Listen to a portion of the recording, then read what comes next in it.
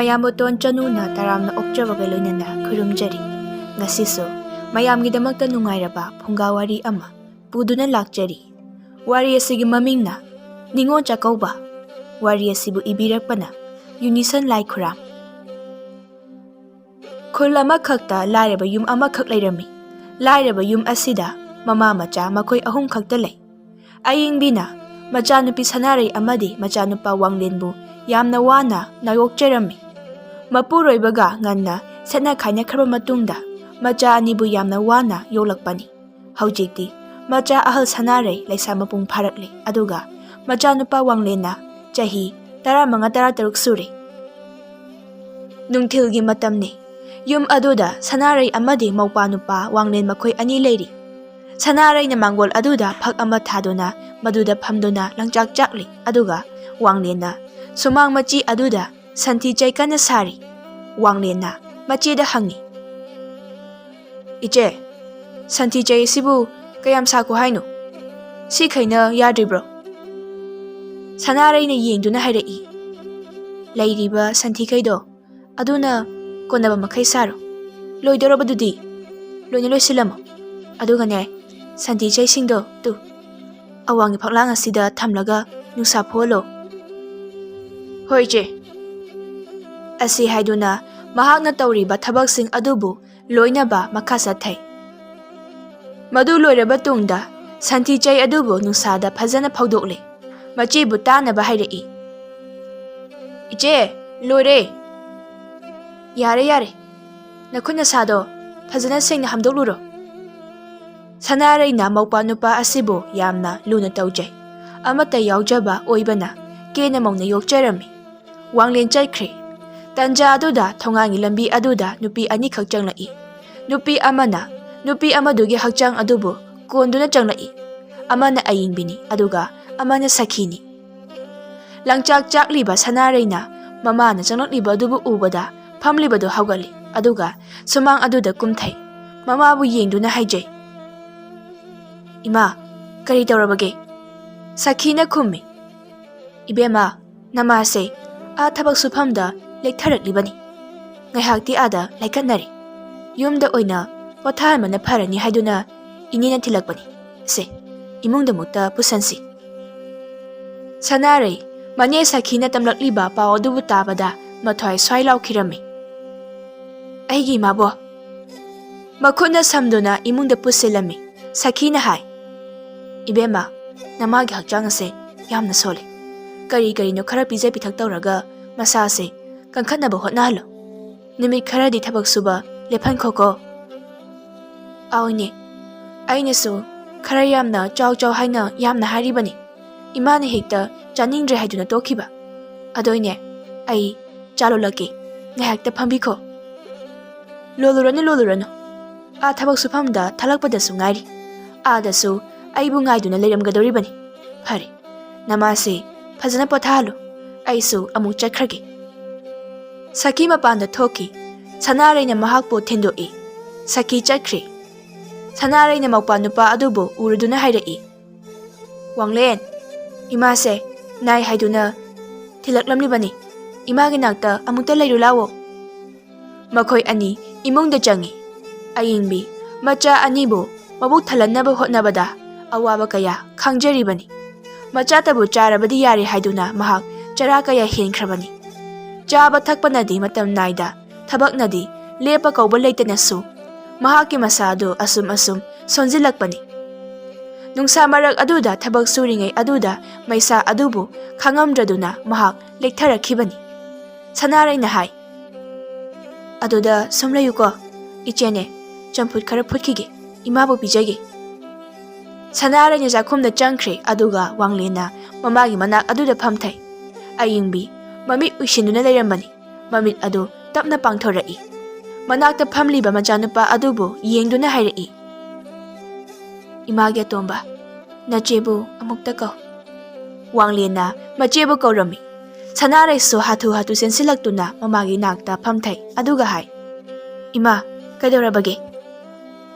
"ꯏꯃꯥꯒꯤ ꯍꯛꯆꯥꯡ ꯑꯁꯦ ꯌꯥꯝꯅ ꯆꯣꯛꯊꯕꯒꯨꯝ ꯇꯧꯏ꯫ ꯅꯆꯥꯅ ꯆꯝꯐꯨꯠ ꯐꯨꯠꯂꯤ, ꯑꯁꯤ ꯆꯥꯔꯒ ꯐꯒꯅꯤꯁꯦ, ꯏꯃꯥ, ngahak tumina pothabiyo. Sanarayna mamana chanaba haiduna champut adu thuna phutli. Loiraba tungda mamabu pijarami.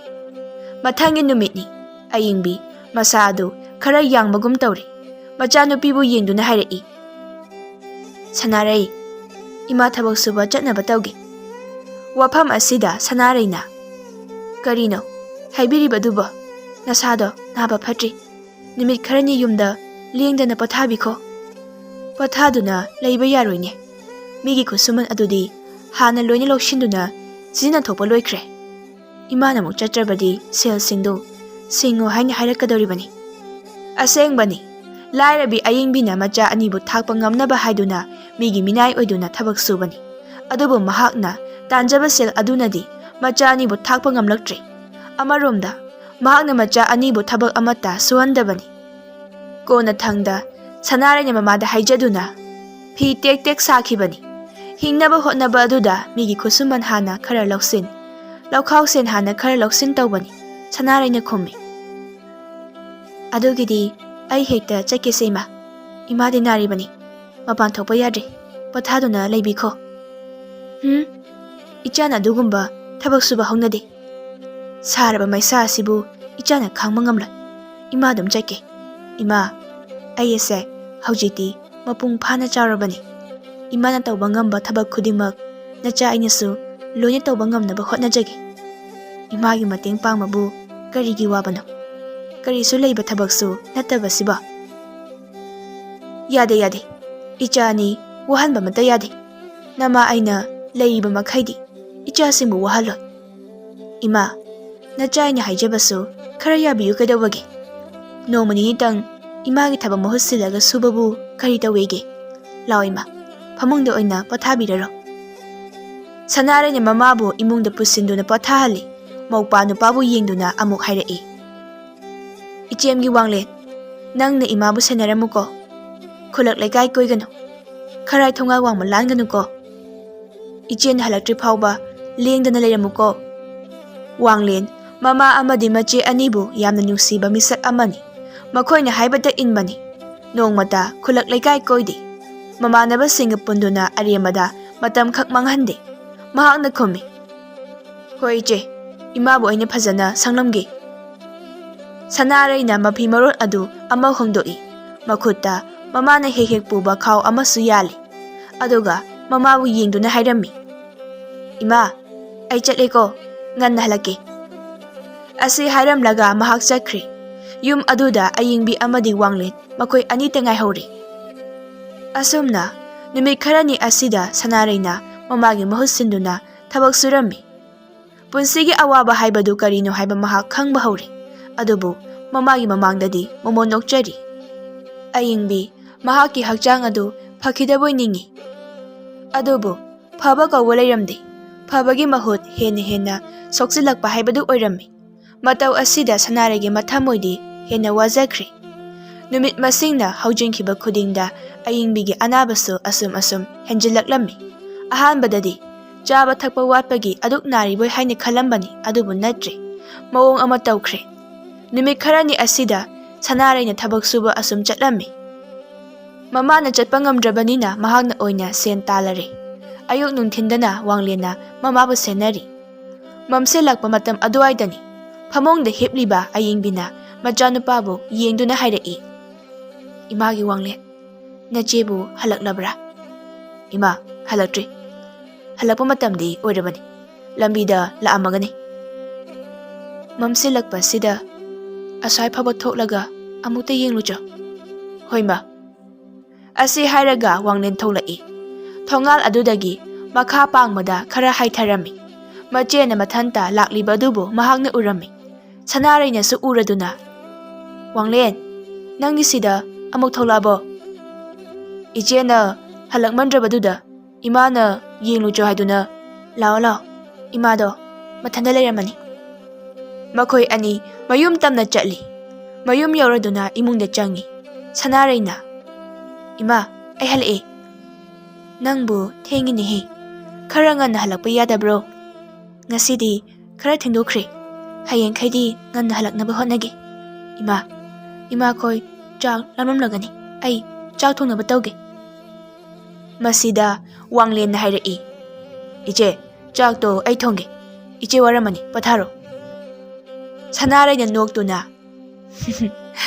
ꯀꯔꯤꯁꯨ ꯋꯥꯗꯦꯗ, ꯅꯪꯗꯤ ꯆꯥꯛ ꯊꯣꯡꯕꯁꯨ ꯍꯩꯁꯨ ꯍꯩꯇꯅ, ꯅꯪꯅ ꯊꯣꯡꯂꯕꯗꯤ ꯆꯥꯛ ꯑꯝꯇ ꯆꯥꯕ ꯌꯥꯔꯔꯣꯏ, ꯏꯆꯦ ꯊꯣꯡꯒꯦ, ꯀꯨꯏꯔꯣꯏꯗ꯫ ꯃꯐꯤꯗꯨ ꯍꯣꯡꯗꯣꯛꯇꯨꯅ ꯆꯥꯛꯈꯨꯝꯗ ꯆꯪꯗꯨꯅ ꯅꯨꯃꯤꯗꯥꯡꯒꯤ ꯆꯥꯛ ꯑꯗꯨꯕꯨ ꯊꯣꯡꯕ ꯍꯧꯈ꯭ꯔꯦ꯫ ꯃꯇꯝꯁꯨ ꯅꯣꯡꯃ ꯅꯣꯡꯃ ꯑꯗꯨꯝ ꯍꯧꯖꯤꯟꯈꯤꯔꯝꯃꯤ꯫ ꯋꯥꯡꯂꯦꯟꯁꯨ ꯃꯄꯨꯡ ꯃꯔꯩ ꯐꯥꯔꯛꯂꯤ꯫ ꯂꯥꯏꯔꯕꯤ ꯁꯅꯥꯔꯩꯁꯨ ꯍꯤꯡꯅꯕ ꯂꯥꯟꯐꯝ ꯑꯗꯨꯗ ꯊꯕꯛꯇ ꯁꯨꯗꯨꯅ ꯁꯦꯟ ꯇꯥꯅꯕ ꯍꯣꯠꯅꯗꯨꯅꯇ ꯂꯩꯔꯤ꯫ ꯃꯃꯥ ꯑꯁꯣꯟꯕꯤ ꯑꯃꯗꯤ ꯃꯧꯄꯥ ꯅꯨꯄꯥꯒꯤ ꯈꯟꯕꯗ ꯃꯍꯥꯛ ꯌꯥꯝꯅ ꯋꯥꯖꯔꯝꯃꯤ꯫ ꯃꯇꯝ ꯈꯔ ꯑꯁꯤꯗ ꯃꯍꯥꯛ ꯊꯕꯛ ꯁꯨꯕ ꯐꯖꯅ ꯆꯠꯂꯦ꯫ ꯃꯍꯥꯛꯅ ꯁꯦꯟ ꯇꯥꯟꯗꯨꯅ ꯏꯃꯨꯡ ꯑꯗꯨꯕꯨ ꯄꯨꯔꯔꯦ꯫ ꯑꯗꯨꯕꯨ ꯐꯅ ꯋꯥꯕ ꯇꯥꯔꯕꯁꯨ ꯃꯌꯨꯝꯗ ꯍꯦꯛ ꯌꯧꯕꯗꯒꯤꯗꯤ ꯃꯍꯥꯛꯀꯤ ꯃꯥꯏꯊꯣꯡ ꯑꯗꯨ ꯍꯦꯛꯇ ꯅꯣꯛꯏ꯫ ꯅꯣꯡꯃꯒꯤ ꯅꯨꯃꯤꯠꯅꯤ꯫ ꯋꯥꯡꯂꯦꯟꯅ ꯃꯆꯦꯒꯤ ꯃꯐꯝꯗ ꯑꯁꯨꯝꯅ ꯍꯥꯏꯖꯔꯝꯃꯤ, ꯏꯆꯦ ꯅꯨꯡꯁꯤꯕꯤ, ꯂꯩꯁꯥꯕꯤ ꯏꯆꯦꯅ ꯑꯁꯨꯝꯅ ꯃꯤꯒꯤ ꯊꯕꯛ ꯁꯨꯕ ꯆꯠꯄꯁꯦ ꯃꯇꯝ ꯐꯅ ꯀꯨꯏꯔꯦ꯫ ꯁꯣꯜꯂꯕꯤ ꯏꯃꯥ ꯑꯃꯗꯤ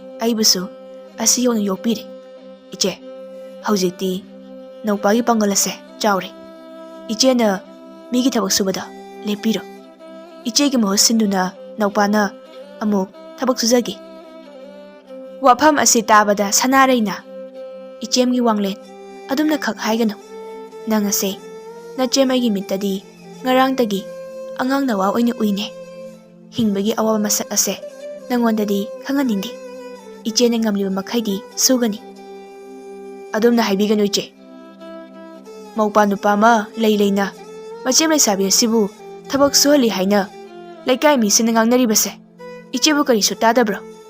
ꯏꯆꯦꯅ ꯅꯧꯄꯥꯒꯤ ꯄꯥꯡꯒꯜ ꯑꯁꯤ ꯐꯥꯎꯕꯗꯤ ꯊꯥꯛꯄꯤꯔꯤ꯫ ꯏꯆꯦꯅ ꯊꯥꯛꯄꯤꯔꯤꯕ ꯄꯥꯡꯒꯜ ꯑꯁꯤꯕꯨ ꯀꯔꯤꯃꯠꯇ ꯁꯤꯖꯤꯟꯅꯗꯅ ꯑꯗꯨꯝ ꯃꯥꯡꯍꯜꯂꯁꯦ ꯍꯥꯏꯕ꯭ꯔꯥ? ꯁꯨꯕ ꯌꯥꯕ ꯊꯕꯛꯁꯤꯡꯕꯨ ꯅꯧꯄꯥꯅ ꯁꯨꯒꯅꯤ꯫ ꯏꯆꯦꯒ ꯏꯃꯥꯒꯕꯨ ꯅꯨꯡꯉꯥꯏꯅ ꯊꯝꯒꯅꯤ꯫ ꯅꯪꯅ ꯈꯜꯂꯤꯕ ꯋꯥꯈꯜ ꯑꯗꯣ ꯑꯣꯟꯅꯔꯤ꯫ ꯊꯕꯛ ꯁꯨꯕꯒꯤ ꯈꯨꯕꯥꯛ ꯀꯨꯔꯣꯟ ꯍꯨꯕ ꯑꯋꯥ ꯑꯅꯥ ꯃꯌꯥꯝ ꯑꯗꯨꯕꯨ ꯅꯪꯒꯤ ꯅꯐꯝꯗ ꯇꯥꯔꯒ ꯏꯆꯦꯝꯅ ꯀꯔꯝꯅ ꯌꯦꯡꯗꯨꯅ ꯂꯩꯕ ꯉꯝꯒꯅꯤ?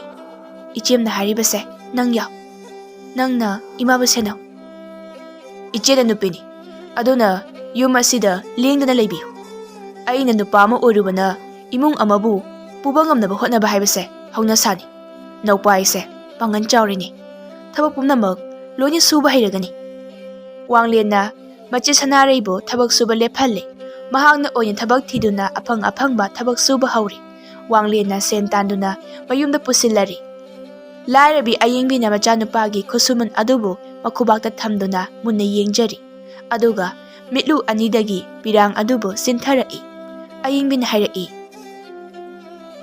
ꯉꯁꯤꯗꯤ ꯑꯩꯒꯤ ꯏꯆꯥꯁꯦ ꯆꯥꯎꯔꯦ꯫ ꯃꯄꯥꯡꯒꯜ ꯄꯨꯊꯣꯛꯇꯨꯅ ꯊꯕꯛ ꯁꯨꯔꯤ, ꯁꯦꯟ ꯇꯥꯜꯂꯤ꯫ ꯏꯆꯥꯅ ꯇꯥꯟꯕ ꯁꯦꯟꯅꯤꯀꯣ ꯃꯁꯦ꯫ ꯑꯗꯨꯉꯩ ꯏꯄꯨꯔꯣꯏꯕꯅ ꯏꯆꯥ ꯑꯅꯤꯁꯤꯕꯨ ꯏ ꯃꯇꯨꯡ ꯑꯣꯏꯅ ꯁꯤꯟꯅꯕꯤꯔꯝꯕꯅꯤ꯫ ꯃꯗꯨꯒꯤ ꯇꯨꯡꯗ ꯃꯃꯥꯏꯅ ꯑꯃꯨꯛ ꯆꯥꯎꯅꯕ ꯌꯣꯛꯂꯛꯈꯤꯕ꯫ ꯉꯁꯤꯅ ꯏꯆꯥꯅ ꯑꯃꯨꯛ ꯁꯣꯜꯂꯕꯤ ꯅꯃꯥꯏꯕꯨ ꯊꯥꯛꯅꯕ ꯍꯣꯠꯅꯔꯕ꯫ ꯅꯨꯡꯁꯤꯗ꯫ ꯋꯥꯡꯂꯦꯟꯅ ꯈꯨꯝꯃꯤ, ꯁꯤꯗꯒꯤꯗꯤ ꯏꯃꯥ, ꯅꯆꯥ ꯑꯩꯅ ꯊꯕꯛ ꯀꯟꯅ ꯁꯨꯗꯨꯅ ꯁꯦꯜ ꯃꯌꯥꯝ ꯑꯃ ꯇꯥꯟꯗꯨꯅ ꯏꯃꯥꯒ ꯏꯆꯦꯒꯕꯨ ꯌꯥꯝ ꯅꯨꯡꯉꯥꯏꯅ ꯊꯝꯂꯒꯗꯕꯅꯤ꯫ ꯅꯆꯥ ꯑꯩ ꯂꯩꯅ ꯃꯈꯥ ꯇꯥꯅ ꯏꯃꯥꯒ ꯏꯆꯦꯒꯕꯨ ꯈꯛ ꯋꯥꯍꯟꯈ꯭ꯔꯔꯣꯏ꯫ ꯁꯅꯥꯔꯩꯅ ꯑꯃꯨꯛ ꯈꯨꯝꯃꯤ, ꯏꯆꯦꯝꯒꯤ ꯂꯥꯏꯔꯕ, ꯏꯆꯦꯝꯅ ꯅꯪꯉꯣꯟꯗ ꯍꯥꯏꯒꯗꯕꯗꯤ ꯀꯩꯗꯧꯅꯨꯡꯗ ꯃꯤꯒꯤ ꯃꯄꯣꯠ ꯃꯔꯟ ꯍꯨꯔꯥꯟꯕ ꯌꯥꯗꯦ꯫ ꯅꯁꯥꯒꯤ ꯍꯨꯃꯥꯡ ꯃꯃꯜꯅ ꯑꯁꯦꯡꯕ ꯏꯔꯜꯅꯤ꯫ ꯍꯨꯔꯥꯟꯒꯦ ꯍꯥꯏꯅ ꯍꯦꯛ ꯈꯜꯂꯛꯄ ꯃꯤꯀꯨꯞ ꯑꯗꯨꯗ ꯏꯃꯥꯒ ꯏꯆꯦꯒ ꯍꯥꯠꯄ ꯄꯥꯞ ꯅꯪ ꯄꯨꯀꯣ꯫ ꯃꯃꯥ ꯑꯌꯦꯡꯕꯤꯅ, ꯏꯃꯥꯅ ꯏꯈꯪ ꯈꯪꯍꯧꯗꯅ ꯍꯛꯆꯥꯡ ꯑꯁꯦ ꯁꯣꯟꯖꯤꯟꯈꯤꯕꯗꯒꯤ ꯅꯆꯦ ꯑꯁꯤꯅ ꯋꯥꯅ ꯊꯕꯛ ꯁꯨꯗꯨꯅ ꯌꯨꯝ ꯑꯁꯦ ꯄꯨꯔꯛꯄꯅꯤ꯫ ꯅꯪꯕꯨ ꯆꯥꯎꯅꯕ ꯑꯃꯨꯛ ꯌꯣꯛꯂꯛꯄꯅꯤ꯫ ꯅꯆꯦꯕꯨ ꯈꯛ ꯃꯤꯔꯥꯏꯒꯦ ꯈꯟꯒꯅꯨꯀꯣ꯫ ꯁꯣꯜꯂꯕꯤ ꯅꯃꯥꯏꯗꯤ ꯉꯁꯤ ꯍꯌꯦꯡ ꯇꯝꯕ ꯉꯝꯕ ꯅꯠꯇ꯭ꯔꯦ꯫ ꯅꯆꯤꯟ ꯅꯅꯥꯎ ꯅꯈꯣꯏ ꯑꯅꯤ ꯅꯨꯡꯁꯤ ꯆꯥꯟꯅꯅ ꯂꯩꯌꯨꯀꯣ꯫ ꯏꯃꯥꯅ ꯍꯥꯏꯕ ꯋꯥ ꯏꯆꯦꯅ ꯍꯥꯏꯕ ꯅꯆꯥ ꯑꯩꯅ ꯂꯣꯏꯅ ꯏꯟꯒꯗꯧꯔꯤꯕꯅꯤ꯫ ꯏꯆꯦ, ꯆꯥꯛ ꯂꯣꯏꯕꯤꯔꯕ꯭ꯔꯥ? ꯏꯃꯥꯒ ꯑꯩꯈꯣꯏ ꯄꯨꯟꯅ ꯆꯥꯃꯤꯟꯅꯔꯁꯦ꯫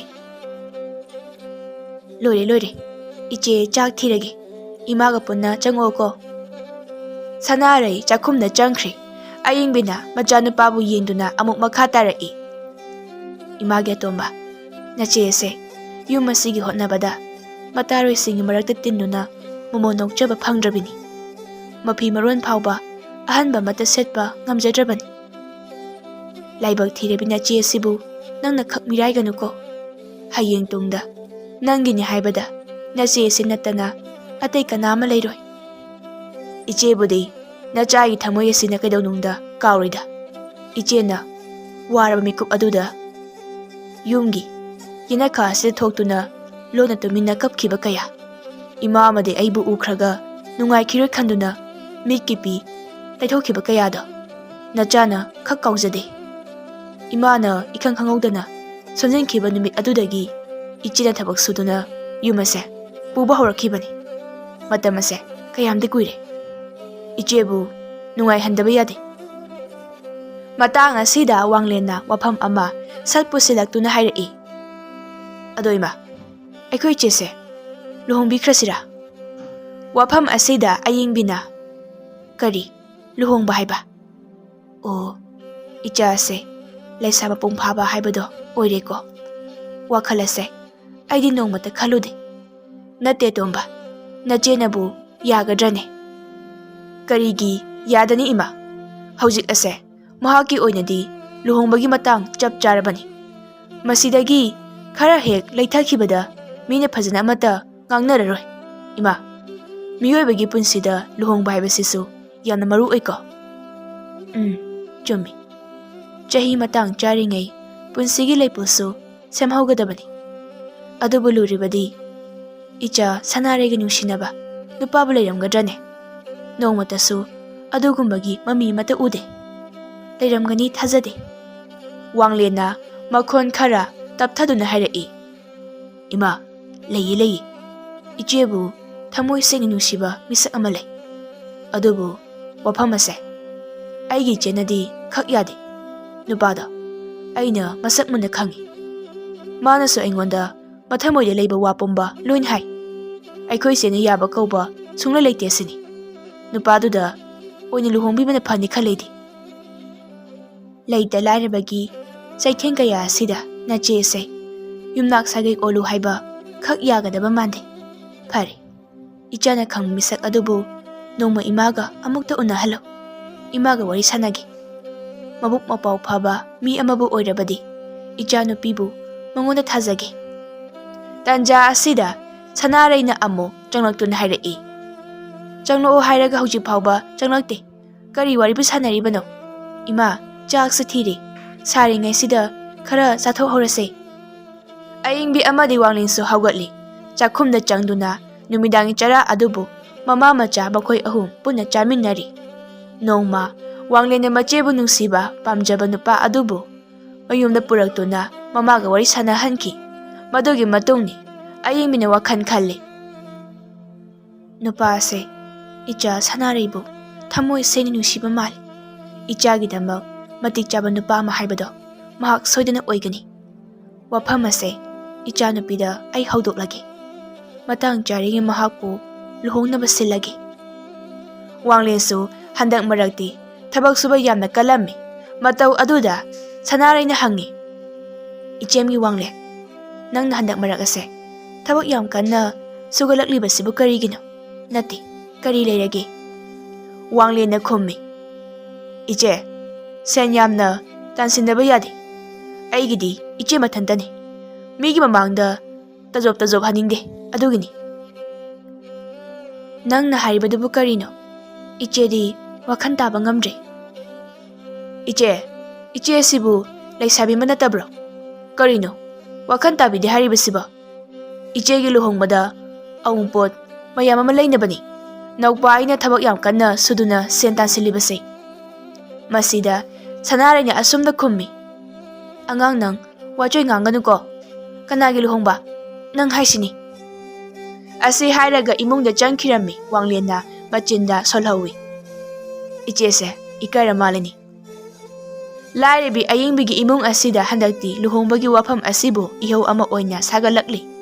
Ayingbina numidang amada machanupibu kauduna asumna wa hairami.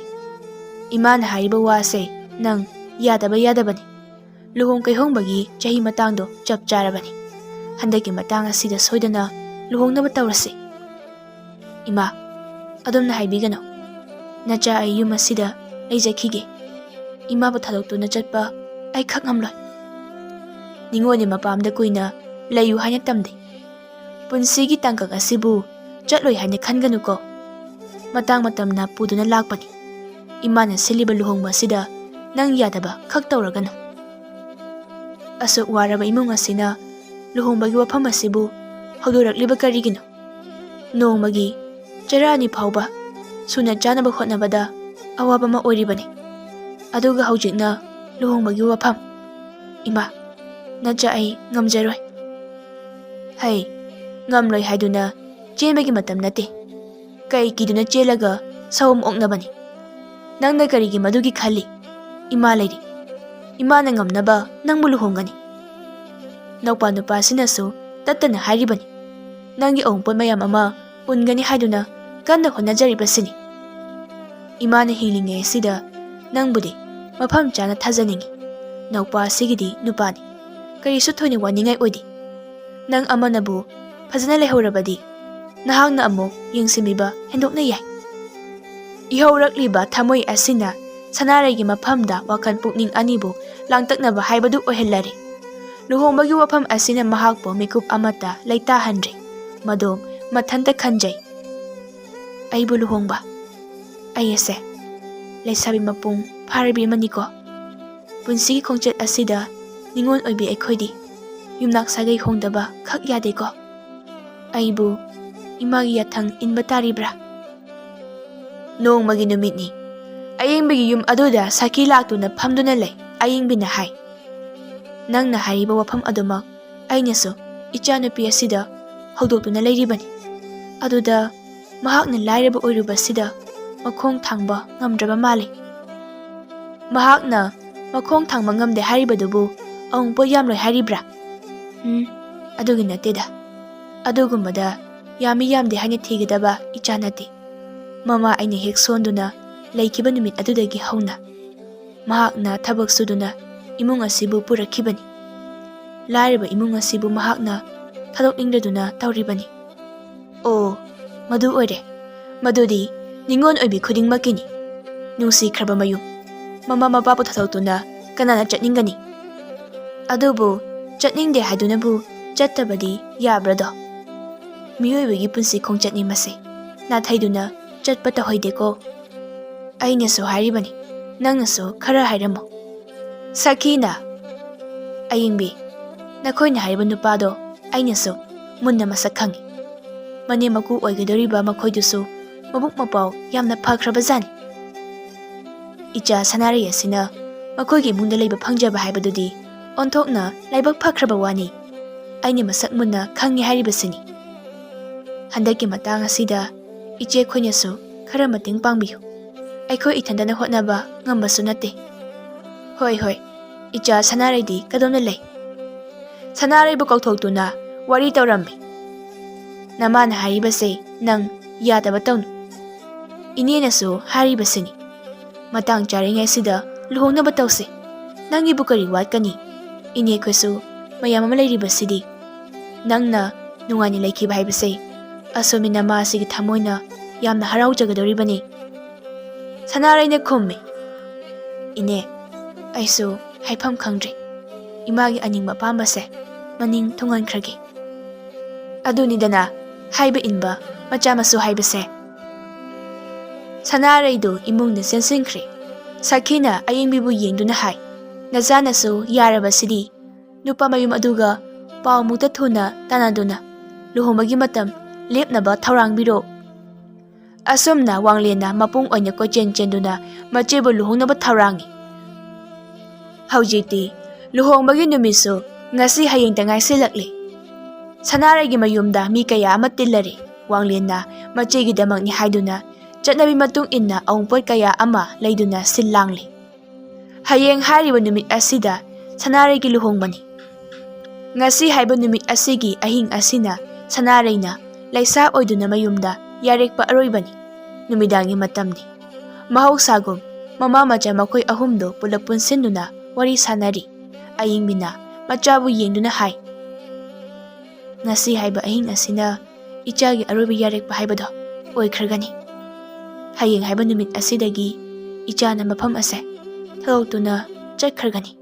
Imagi bema nakuna nembu hek pokpa nama napani haina khaluko. Luna chana tawduna nungsibagi lainam yeluko. Ngasidi ichagi maithong ase imit pini yengkhige. Sanarai mabungning yamna nungsirami. Ningon oibigi haunasa haibadu oiraba mali. Mamidagi mapiso simtharaklami. Madubu maupa nupana uraduna hairaki. Iche kari kaplibano se miki pido taithokpigi. Asi hairaga taithokpi. Sanarai na hairaki. Ichemgi wanglek nangna imabu luna chana tawko. Imagi mittagi pi khak chinthalakanuko. Ai loina khangjai. Iche aidi ikaw kawbam leiri. Naupani langjari mayam asida ichegi awat apa hangge haina tawjabani. Ichegi kari watpagi hayo. Naupana soidana ningma thonganjagani. Ichegi thamoina yuwap wana chakhibada naupa ai yengma ngamjaroi se hayo. Sanarai maupagi wafam adubu tabada mikipi adubu thengba ngamjadre. Mahakna hairaki. Yare ipana thamoi sengna machi aigini haiduna unbiriba sina ichegi thamoi pele.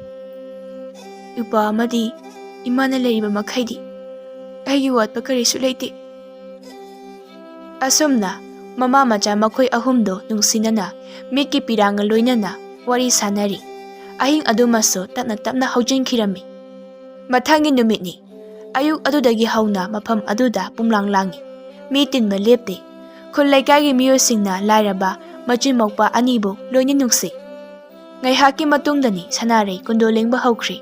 Nuzagi thamoi adubu kabo yetum apisak aduda langla naina lengkhri. Kundo paring ama haibadu oikhri. Madugi matungni ayuki chak adubu chanaba thaurangi. Wanglen wana ulen nangjaraklabi machena yum adubu thaloktuna chakhragani haina khanbada mamittagi mapitana lona kapchai. Mahaki mathamoi adu puba ngamlaktri. Machegi saktam adubu uraga hena kapningba haibadu oirakli. Wanglena mamagi maphamda itha thajadana angang macha amagum asumna ningai tawrami. Ima ngasi haiba numit asidagidi aigi mata ngairaba ichese ima ichabu thaloktuna chakhragani. Chatlamdai sida aroibo oina adungai angang nawa oiringe matamda cha pukham amatada muna chaminabada adugumna amukta chajage. Mamana suyabiri cha pukham aduda majin mokpa anidu punna phamthari. Sanarai su matau aduda kapningmana loiri. Wanglena machebu yengduna hairaki. Ichegidi nathakta nabung ama leitido. Naupai ni ngasidi chakhom amatung injage. Asi hairaga chakhom amabu innaba thangalai. Sanarai kapna maya kathoi. Wanglena chakhom adubu machede illaba tungda hairaki. Ngasi naupai ni injariba chakhom asina ichegi punsi aduda anayi amata yaudaba haibadu oyuko. Iche yunmak sagai onkhrabasu lairaba ima amadi nangi naupabu kaidonungda khak kaubiganu ko. Wanglen mitki pisin tharai. Sanarai su kappi. Mahak yamna kappi. Mahak na hairaki. Nangumba ipo ama leirambana ngasi nachegi phibam ase oiba ngamhanbani. Ipoagi nungsibabu tachi aina khakkaruye. Machi manau anigi matau adubu ubada mafam aduda tiliba miyoi khudima kaptaba amata yaunaramde. Mama ayingbina hairaki. Nama aina leikhidaba thoklabasu nachin naupa anigi nungsinaba maridi kaidonungda mayeng tahanganuko. Tathok tasin tawduna nungaina leiba oyuko.